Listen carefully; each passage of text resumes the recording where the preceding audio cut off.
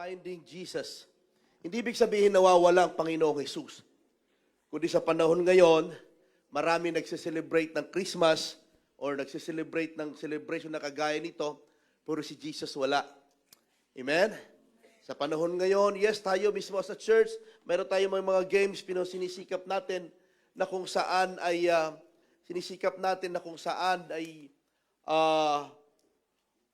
maging sentro pa rin ang Panginoong Jesus. Amen? Sabi dito sa Jeremiah 29:11, 11 to 13, "For I know the thoughts that I think towards you, says the Lord." Sino may sabi? Sa pamamagitan ni Prophet Jeremiah. Nandyan pa ba kayo? Sabi mo sa katayo, Merry Christmas! Says the Lord. Sabi niya, thought of peace, not to evil, to give you a future and hope. Sa verse 12, "Then you will call upon me." So dito tumatawag sa Panginoon. Nagpe-pray.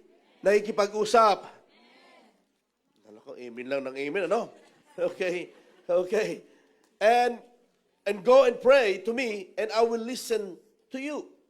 So ang Diyos po natin ay buhay, nakikinig. Ibig sabihin, kapag nakikinig ang Diyos, ay alam niya sagutin kailan, kung kailan, papaano, kung saan ang iyong dalangin. Amen? And I will listen to you. Tapos sabi niya sa 13, "And you will seek me and find me. When you search for me with all your heart." So masusumpungan natin ng Diyos kapag ang paghahanap natin ay hindi intelektual, hindi lamang po sa karanasan, kundi puso. Pagkasabi puso, ang iyong buong kaluluwa, buong pagkatao ay hahanapin mo, isisik natin ang Diyos.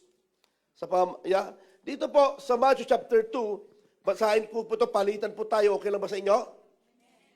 "Now after Jesus was born in Bethlehem of Judea in the days of Herod, the king, behold, wise men from the east came to Jerusalem." Verse 2, kayo naman.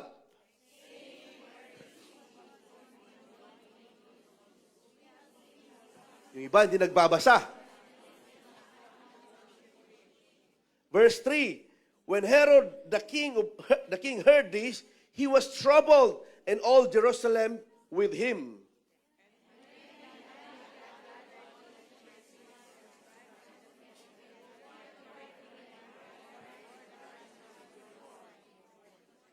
Yung iba, born lang sinabi. "So they said to him, in Bethlehem of Judea, for thus it is written by the prophet." Verse 6, "But you, Bethlehem in the land of Judea,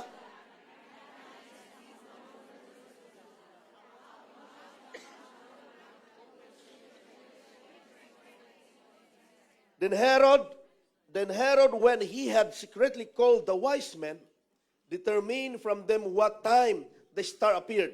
Verse 8, "And he sent them and said, Go and search carefully the young child. When you found him, bring him backward."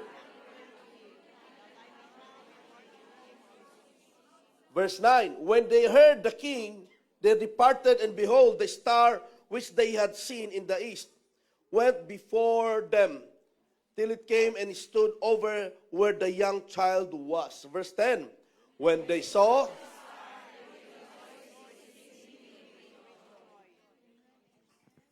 "And when they had come into the house, they saw the young child with Mary his mother, and fell down and worshipped him. And when they had opened their treasures, they presented gift to him, gold, frankincense, and myrrh." Verse 12, sabay-sabay po tayo. "Then being divinely warned in a dream that they should not return to Herod, they departed for their known..." Ang kapanganakan po ng ating Panginoong Jesus ay talagang miracle. Wala ho, pagbabasahin po natin ng story nito sa gospel, ay hindi kayang unawain ng mind sa kaisipan ng tao. Amen? Kailangan mo ito panampalatayanan, paniwalaan, at tanggapin. Amin po ba yun? Si Mary ay, Joseph and Mary ay ikakasal sila, pero nga itong si Mary ay nagbuntis. Ang unang nagdala siya ng tao, pinagbubuntis niya ay si Jesus sa pamamagitan ng banal na Espiritu. Just imagine, yung pa lamang ay magtatanong ka, but you know what? Ito'y salita ng Diyos. Nung binisita ni Angel Gabriel si Mary, sinabi naman sa kanya na tinanggap naman ito ni Mary, right? Na siya ay magdadalang tao na tatawagin sa pangalan Emmanuel. Pag sabi Emmanuel. Nung sinabi ito ng Diyos sa pamamagitan ni Angel Gabriel kay Mary, anong respond ni Mary? Sino nakakaalam? 1, 2, 3, go. Be it unto me according to your... Misa pa nga, be it unto me according to your word. So yan yung tinanggap ni Mary. Pero nung sinabi ni Angel Gabriel, na mensahe ito, tinanggap ni Mary, pero hindi niya sinabi dito na mayroong kalakip na ito na yung anak mo mamamatay. Yung anak mo parusa habang nagbubuntis ka ay pupunta kayo ng Egypt. Habang nagbubuntis ka, papanganak mo sa manger ang iyong anak. Habang ganito, kapag dinitalye, napakahirap, napaka-overwhelming. Amen? Parang yung nanliligaw sa'yo. Talagang, oh, yeah, yes, I love you, yes. Pero hindi mo makikita in the future na yung asawa mo pala o magiging asawa mo ay talaga kung maghilig pala ay parang kang masisinghot na. Bubuga ka lang niya pag nag-exhale siya. Ganon din ang pagtanggap sa natin sa salita ng Diyos, dadalhin ka sa kung saan ay ito, maiiwan lang ang salita ng Diyos na panghahawakan mo. Amen? Dadalhin ka sa sitwasyon, just imagine, pinagbubuntis niya si Jesus, even paano niya harapin si Joseph na fiancé niya, yung mga ganong mga detour ng buhay. Minsan ganyan ang buhay natin, napakaraming detour. Napakaraming mga bagay na hindi mo ina-expect, na hindi naman sila, mabubornagin ka, makakilala ka sa Diyos, pero may kalakip ito na detour sa buhay. May mga hindi mo ina-expect na mag-aaway kayo mag-asawa, mag-aaway kayo ganito, magbabangkrap kayo, magkakasakit, mawawala. Lahat ng mga yon ay kasama sa plano ng Diyos. Amen. Lahat ng mga yon ay inaalaw ng Diyos kung nangyari man ito sa iyo, hindi para ibagsak ka, para tumibay ka, para lalo magkuminang o makita sa iyo ang salita ng Diyos. Hello? At ngayon, nakita mo yung pinagdaanan natin mga pagsubok sa buhay, habang nagpipray tayo kayo, nag-worship tayo kanina, mapapangiti ka na lang. Ako nagpapasalamat ako ng Lord, salamat. Salamat God na may mga pagsubok na akala namin hindi namin malalampasan, pero ngayon tapos na. Amen? May mga sakit na akala mo di ka nagagaling, tignan mo gumaling ka. May mga babae at lalaki, may mga nag-asawa o mag-asawa, nakala na sila, hindi na sila magkakaanak, nagkaanak, 12 pa. Amen? Akala mo, hindi ka na makakapag-asawa, nakapag-asawa ka. Isa lang, siyempre, hindi 12. Amin po ba yun? Akala mo, hindi nauusad ang buhay, pero tignan mo, ang tindi na pinagdaanan mo, inalaw ng Diyos yon para lalong mag-shine ka for the glory of God. Kasi pag ang buhay natin, kapag uunawaan natin ang buhay ay puro, ano na lamang, puro kasaganaan, kasaganaan, kasaganaan, kasaganaan. Hindi ho ganon. Nilikha kasi tayo ng Diyos na palaban. Finding Jesus must be personal. Bakit sabi personal? Dito, nabasa natin sa 3 and 16, inutos po ni Herodes sa mga wise men na hanapin si Jesus, at itong instruction niya, hanapin mo si Jesus, kapag nahanap ninyo siya, bumalik kayo sa akin. Pero, may ibang motibo si Herodes. Amen? Pero, thank God, tinawag na wise ang mga ito. Dahil mas mataas, yung yung pinakalas, verse 12, mas mataas yung instruction, yung salita ng Diyos. Kung mababasa ninyo sa verse 12, sabi niya, then being divinely warned in a dream that they should not return to Herod. Winarningan sila ng Diyos sa pamamagitan ng angel na huwag nang bumalik kay Herodes. Although, may utos ang hari na kailanman na parang hindi mababali, kailangan lang sundin, pero hindi nila sinunod. Why? Wise. Hindi pagsuway yun. Dahil alam nila, mapapahamak ang isang inosente. Mga kapatid, mga magulang, ngayong Pasko, sikapin naman po natin na hanapin natin, i-search natin ang Panginoong Hesus. Kung ang mundo, nape-pressure ka, mayroon silang instruction na ito ang gawin mo, ganun ang gawin mo, ganun ang gawin mo. I pray, kung talagang wise tayo bilang Kristiyano sa panahon natin ngayon, mas mataas ang inuutos ng salita ng Diyos, ng Biblia, ang warning ng salita ng Diyos, kaysa sinasabi ng sinumang Poncio Pilato o even kay Herodes. Naunawaan mo ba natin? Amen? I pray na sa 24 ng gabi, magse-celebrate kayo ng Christmas as a family. Sikapin ho natin na, Lord, ito ba talaga ang klase ng pagse-celebrate na gusto mo? O baka gusto lang namin? Gusto lang namin na may alak doon. Gusto lang namin mag-videoke doon. Gusto lang namin gumawa ng ganito. Gusto lang namin may ganito, ganyan. Gusto lang namin ganito. But God, we want to celebrate Christmas with you. Ngayon pa lamang, I pray, hindi ka man natutulog, pero I pray, itong verse 12 ay winawarningan ka na. Itong mensahe na ito. Huwag nang gawin yung nakasanayang klase ng pagsiselebrate ng Pasko na kung saan sarili, flesh, nalasing ka, nagwala ka. Kung saan. Huwag naman ganon. Sabi mo sa katabi mo, huwag naman ganon.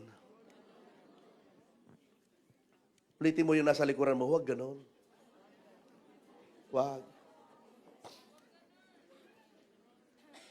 Mababasa po natin dito, napakasimple ho yung unang Pasko. Napakasimple yung unang Pasko. Tinuturuan tayo ng Diyos ng simplicity ng buhay. Na ang presensya ng Diyos ay nandoon. Amen? Mayroong pag-warning. Dito, sabi niya, finding Jesus must be personal. Dapat ikaw ang maghanap. Pumunta ka sa lugar kung nasaan si Jesus. Huwag kang mag-utos. Hello? Halimbawa, sabihin ng iyong asawa, sabi kami ni Pastora, kausapin ko si Kirsten, sabi mo sa mami mo, mahal ko siya. Sabi mo sa tatay mo, mahal. Huwag ganun. Ako mismo magsabi sa kanya. Minsan ganyan tayo sa Lord. Minsan, yung mga anak ko, mag-worship sila, pero ikaw, tatay. Dapat tayo personal na karanasan na paghahanap, pagsisik sa Diyos.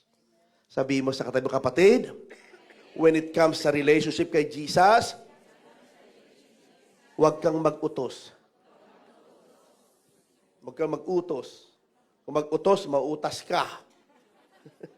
Kasi even minsan kasi yung mga pag-grow natin, nakabase na lang ito sa sinasabi ni leader, kay pastor, kay sa mensahe, preaching, tama po yun. Kaya lang kung wala kang pagkukusa na mag-grow, delikado.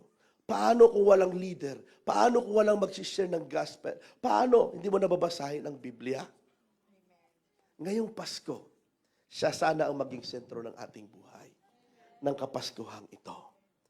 Kahit walang regalo, tingnan nyo si Jesus, Mary, and Joseph, walang regalo, pero nandun si Jesus. Pero alam nyo, dumating ang regalo. May managdala ng mga gift na provide. Ibig sabihin, si Jesus pa lamang ay siya mismo ang inirigalo sa libutan. He was disturbed and had hidden desire. Sino ito? Si Herod. Huwag tayong maging kagaya ni Herodes sa panahon na ito. Na hindi sila natutuwa. Kasi minsan, mag-pray na tayo. Di ba, may mga ganun minsan kasi nakasanayan na natin na pagdating mo sa 24, nandun ang family, kain na, wala ng prayer, wala ng ganito, ang gagawin na, kakanta ng Christmas carol, paano po, ninang, wala na. Tapos suddenly, ikaw naman, mag-pray muna tayo. May mga ganun, hindi na sila natutuwa kapag nag-pray ka. Hindi na sila natutuwa kapag nag-share ka ng gospel. Amen? Praise God. Tayo mismo, maya-maya ho, ay gagawa po tayo ng konting prayers.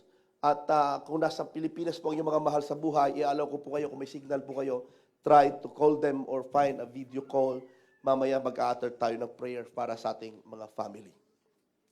Number 2, finding Jesus through His Word with works. Makita natin itong mga wise men, of course, tayo mga wise women, be like Magi, they have the Word and work. Na-receive nila yung instruction, alam nila yung prophecy. Nabasa natin yon sa verse 6. But you, Bethlehem in the land. Alam nila kung nasaan, alam mangyayari. Kahit alam nila kung hindi sila nag-move, wala rin ho. Kahit nakita nila yung star, itinuturo kung nasaan si Jesus, kung hindi sila humakbang, hindi sila kumilos, wala rin po. Kahit naranasan mo ang salvation, kaligtasan ng Diyos, na born again ka sa Espiritu, katotohanan na sa iyo, pero hindi mo naman binago ang buhay mo, hindi ka nag-step by faith na kagaya ng mga magi, wala rin ho. Amen? Naunawa po ba natin mga kapatid? Kaya ito sa verse 6, sabi niya dito, pagdating sa verse 7, na may word na itong dito pa lamang, ang mga wise men na ito, alam nila, hindi sila na-intimidate kay Herodes. Kahit sinabi ni Herodes sa kanila, bumalik kayo sa akin, ganito, ganyan. May panlilinlang, pero hindi natin kailanman malilinlangan ang Diyos.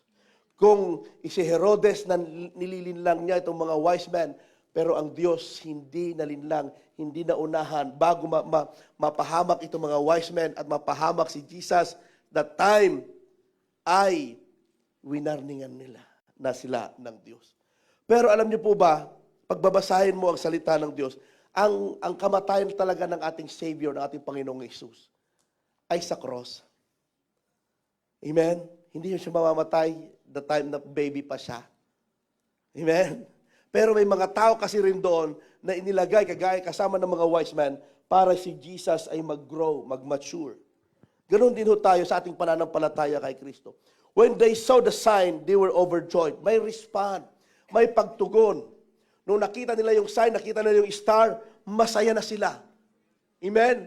Kapag nakikita mo ang sign, miracle, signs and wonders, mababago, nakikita mo ang liwanag ni Kristo, nakikita natin yung celebration na kagaya nito, dapat magsaya tayo. Amen!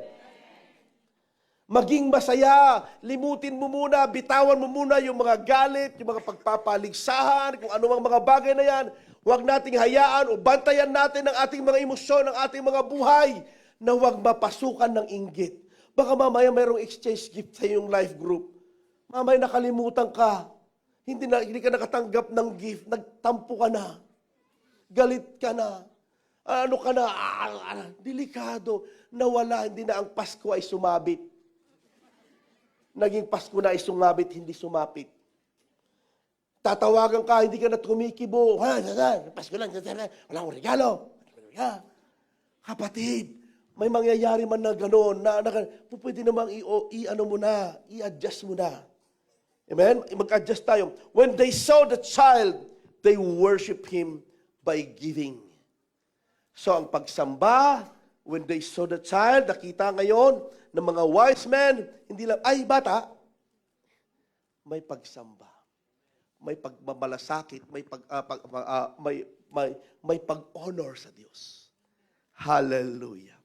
Ganon din ho, ngayong Kapaskuhan, sisikapin po natin, nasasambahin po natin ang Panginoong Hesus na siya lamang maging sentro. Amen po ba? Sikapin po natin, huwag nating hayaan na mahaluan lang ng mga ibang mga bagay. Yan ang pakiusap ko. Napakasimple itong mensahe ko po sa inyo. At ngayong Kapaskuhan, itatry po natin na yung sincerity ng ating pag-celebrate. Huwag nating haluan ng ibang mga bagay. Okay? And then, they worshipped Him by giving. Hindi lamang sila sumamba, kundi nagbigay din po sila. And then last one, finding Jesus. Pakibasa nyo kaho yung part number 3. 1, 2, 3, go.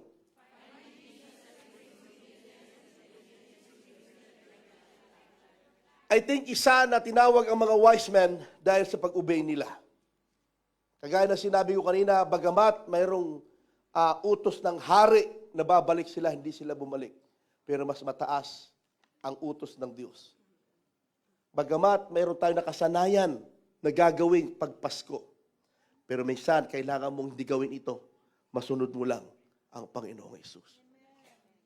Pwede po ba ngayong Kapaskuhan, makinig kayo sa akin, tumingin kayo sa akin, mga family, pamilya tayo lahat, sa life group, lunok-lunukin na natin ang ating mga pride. Amen? Hindi na mahalaga kung sinong nagkamali. Ang mahalaga, both kayo na nais niyong ayusin ang mga relationship. Okay, nakikita niyo mo ba ito? Picture ng, minsan ganyan na itsura ng picture ng family. Minsan nagka-crack, minsan nga nasi-separate, pero kailangan may bahagi natin, bawat isa may bahagi si anak na i-connect ang kanyang sarili sa tatay, sa kapatid. Nasira man yung panlabas, pero sila magkakahawak pa rin ng kamay. Kapatid, ito yung time, as a church, pamilya tayo kay Kristo. Nasa Pilipinas, karamihan ng ating mga pamilya, o kaya ating mga mahal sa buhay, na physical. But you know, ito yung time na kung mayroon man tayong katampuhan dito sa room na ito, huwag nyo na palampasin. Amen? Patawarin mo na siya. Yun ang dapat. Sabi kayo nga, finding Jesus brings obedience. Obey. Pag sinabing having been warned in a dream, may warning kasi ang huwag na yung dati na, ganyan. Paano, pastor, kung hindi humingi ng tawad? Ang sabi ko, humihingi man siya ng tawad o hindi, patawarin mo siya. Pero singilin mo pa rin. Pastor, kasi minsan, pastor, pinatawad ko na siya, paano yung utang niya? Patawarin mo yung kanyang pagkakamali, pero yung obligasyon niya, bayaran niya, pinagpaguran mo yon. Magkakaliwanagan ba tayo? Di ba pinatawad mo na ako? Kalimutan na. Hindi. Subukan mong hindi ka nagbayad sa kuryente. Sorry, hindi ako nakabayad. Yeah, I accept your sorry, but you need to pay. Amen? Amin ba mga kapatid? Okay. Ito po yung picture na ito. Okay, napakahalaga po ito. Marahil ang tatay mo ay nasa senior na. Huwag mo nang paghirapin pa. Huwag mo nang bigyan pa ng mga challenges sa buhay na kung saan pagagalitan mo pa, bibigyan mo pa ng mga problema. Tayo na po mga anak na bata-bata pa ang umabot sa kanila. Amen po ba? Nakikiusap po kayo, itong panahon na ito, tayo na nandito sa room na ito, iba sa live streaming, maging daluyan sana itong simpleng mensahe na ito, na maraming mga sugat na relasyon ng damdamin nagagaling ngayong Pasko. Amen. Nakikita niyo po ba itong star na ito? Di ba napakaganda? Napakaganda, di po ba? Yari sa mga karton ng sapatos. Ito po ay ano po sa Luzon. Pero tingnan niyo kung paano nila ginawa.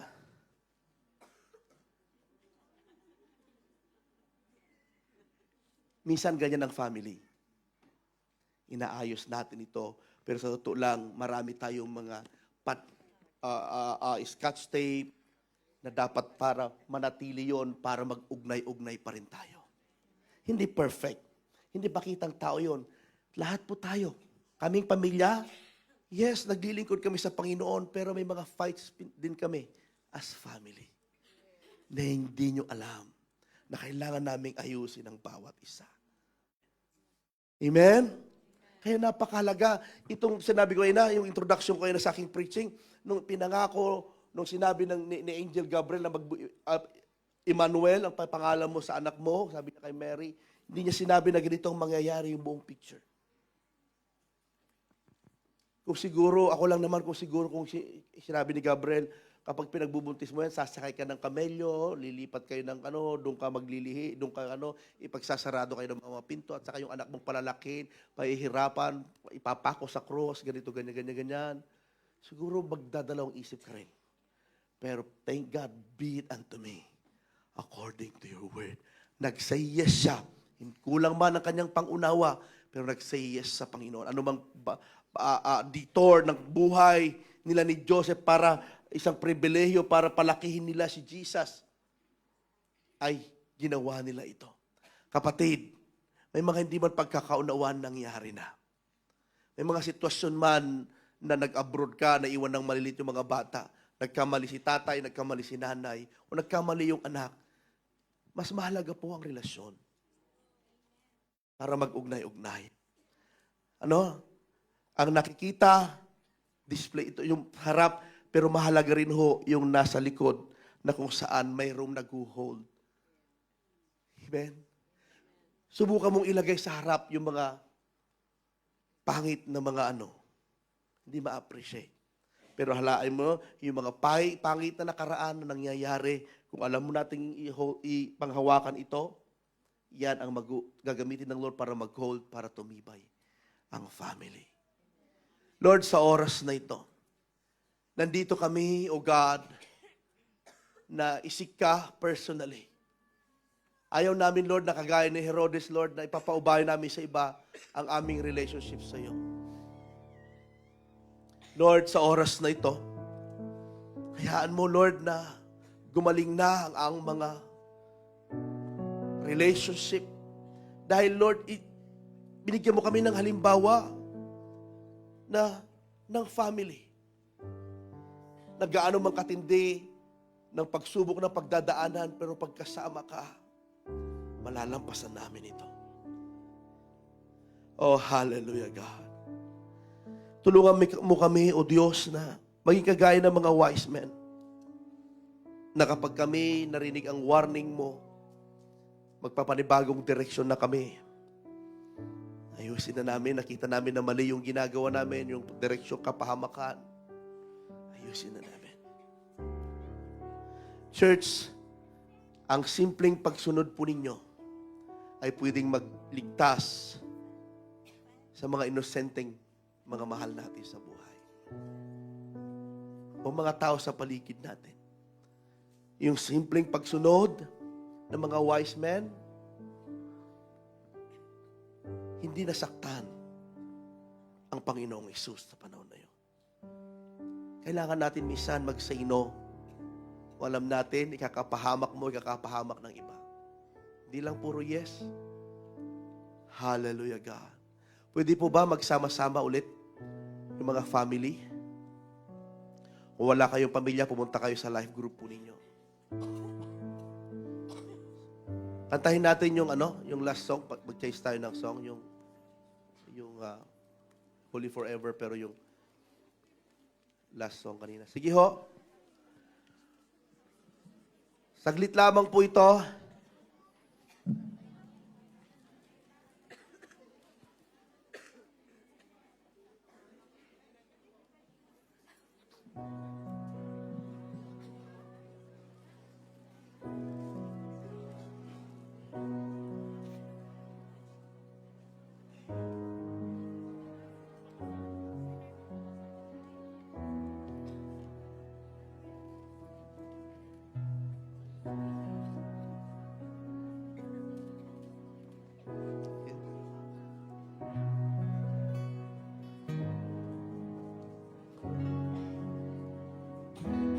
Hallelujah. Praise the Lord. And, saglit lang.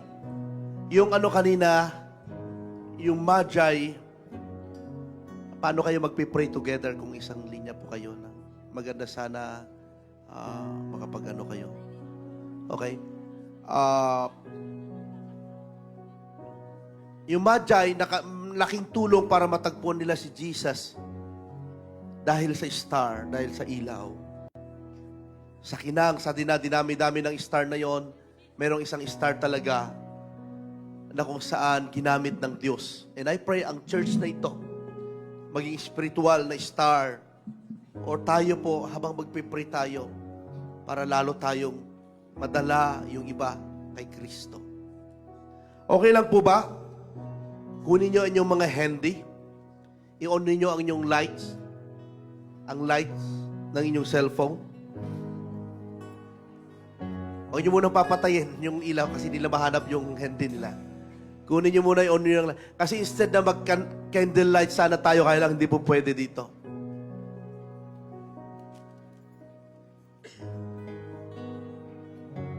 Hallelujah, God. Kaming pamilya, we gonna represent every family. We gonna pray. Ito, hindi po culture of blessing ito. Pero prayer ito. Pero maganda rin kung mayroon kayong sigalot, ay ayusin na. Pero maganda, mayroong prayer na magaganap. Mayroong prayer ang nanay, mayroong prayer ang tatay, may prayer ang anak. Okay? may represent natin na ipagpipray ang bawat family. Hallelujah, God. Okay, pwede na sigurong i-off yung ating, Oh God, Lord, tulungan mo kami na gagawin namin ito. Bakit ko pinadim? Para at least magkaroon po talaga ng sa pamilya o sa mga group na kagaya po nito. Oh God, we really need your presence. We really need your presence, Lord. Oh, hallelujah. Una, magpipray muna ako bilang tatay para sa aking family. Lord, I represent ang mga tatay. Lord, inahandog ko minsan pa ang aking pamilya. Tulungan mo ang aking pamilya, Panginoon, na magtagumpay. Lord, na lalong gamitin mo kami para sa iyong kaluwalhatian. Bilang tatay, gawin namin ito dahil mahal mo ang pamilya ko. Lord, pagharian mo kami. Ikaw ang mag-hold sa amin. Ikaw ang magpatibay sa amin. Lalo kaming matuto, magkagaya namin ng mga wise men, Lord God, na marunong umiwas anumang katok ng mundo. Lord, minsan pa, I dedicate my family to you. In Jesus' name. Si Pastora naman, i-represent niya ang prayer ng nanay. Oh, Father, in Jesus' name, thank you, God, that you called us to be moms, oh Lord God. Lord, I pray that each mom, oh God, yung puso ng ina, Panginoon, Lord, yung pag-ibig na yon, as you said in the book of Isaiah, God, as a mother comforts her child, so you will comfort us. God, ang mga ina, kaming mga ina, Lord, patuloy namin matutunan, Lord, na hagkan, yakapin, Lord, i-comfort ang aming mga anak at gamitin namin ang aming mga tuhod para lumuhod, manalangin, Lord, na ilalaban namin ang aming mga anak sa panalangin ng aming pamilya. Lord, paniniwalaan namin, O God, ang salita mo na magtatagumpay ang aming mga pamilya, O God. Lord, na they will succeed, Panginoon. Lord, na kaming mga ina, O God, ay patuloy maging ilaw ng tahanan. Buuin mo ang puso ng bawat ina, O God. Lord, because if we are whole in front of you, we can make others whole, O God. Hayaan mo, Panginoon, O God, na kaming mga ina ay patuloy, O God, mapuno ng pag-ibig mo. Oh Jesus, I pray, O God, O Lord, na ang bawat luha sa aming mga mata, O God, sabi mo maging mabangong samyu sa'yo para sa aming mga pamilya. God, ito po ang aming iyak, O God, na desperately we cry, O God, we cry, O Lord, at Lord, na yung pananampalataya na yun, O God, ang aming patuloy na tatayuan, yung salita mo, Panginoon. Oh, Jesus, God, proteksyonan mo ang bawat tahanan namin, ang aming asawa, ang aming mga anak. No weapons of the enemy will prevail because, Jesus, you are for us. You are the foundation. You are the author of each family that we are representing to. In Jesus' name. Amen. Ngayon naman, i-represent ni Caleb ang prayer ng mga anak sa family. Lord Jesus, thank you, God, for giving us to these amazing parents, oh God. You have heard every single prayer they've prayed before we were even conceived. And before we were conceived, God, you knew every single thing about us, Lord Jesus. Holy Spirit, I pray that you may continue to equip our parents, that you may continue to be with them in every victory, in with every tear, Lord Jesus. I pray that you may see, I know that you always see them.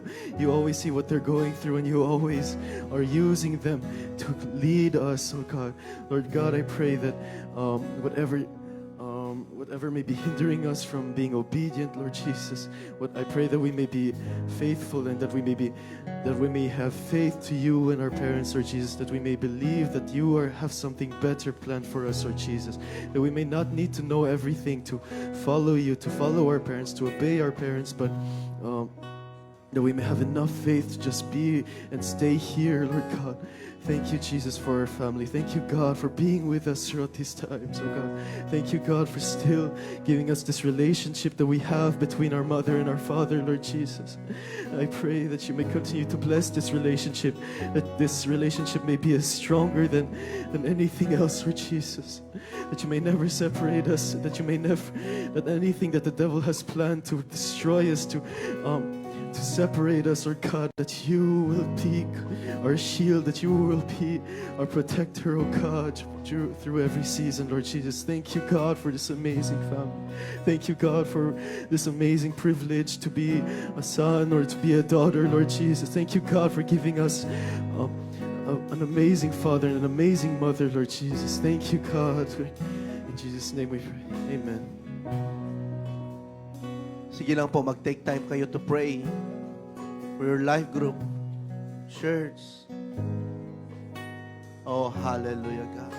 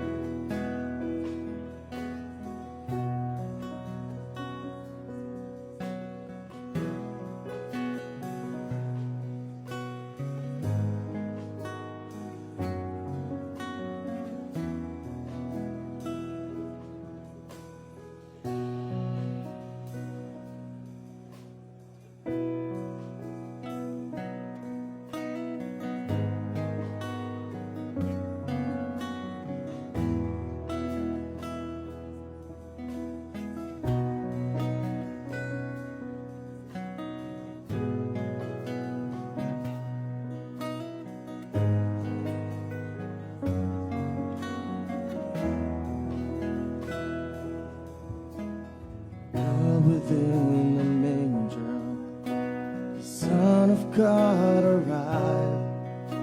The one who would be called Emmanuel. The one who's lost delivered unto a virgin bride. The one who would be called Emmanuel. Your name is the highest, your name is the greatest, your name stands above them all. Thank you, Lord. All thrones and I pray every family, dominions, Lord all God. power Bless your people. and Provide every positions, your Oh, name God. stands Bless. above them all, and the angels cry, holy, all creations rise, holy, you are lifted high, holy, you are holy forever. Come on, let's sing this song from the beginning.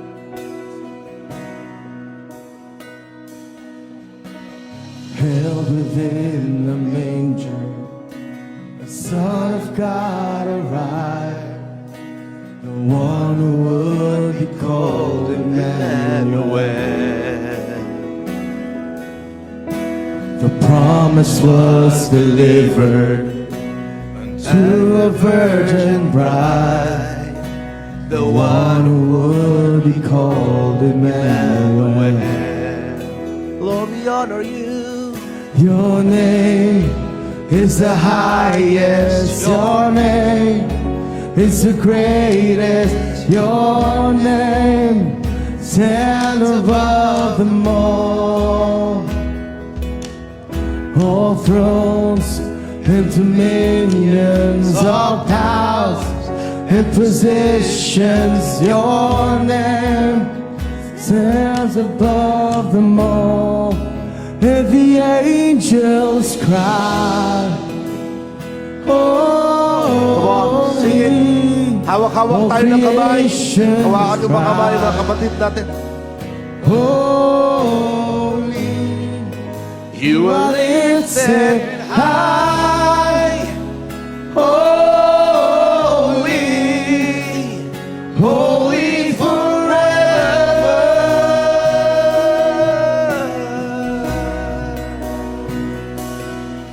In the humble town of David, a Savior's born today. being thrown in our worship. The one the who center. would be called Oh, Emmanuel. you are worthy. You are worthy, Lord God, to be praised.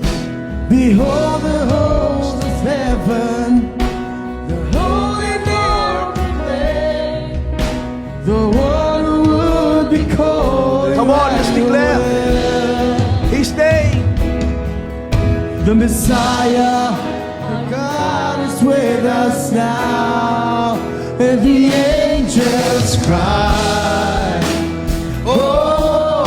holy, all creation's cry, holy, you are lifted high, holy, you are holy forever. Your people sing, holy to the King of Kings. Holy, you will always be. Holy, you are holy forever. Thank you, Lord. Thank you, Lord. Palakpakan natin ang Panginoon. Amen. Amen.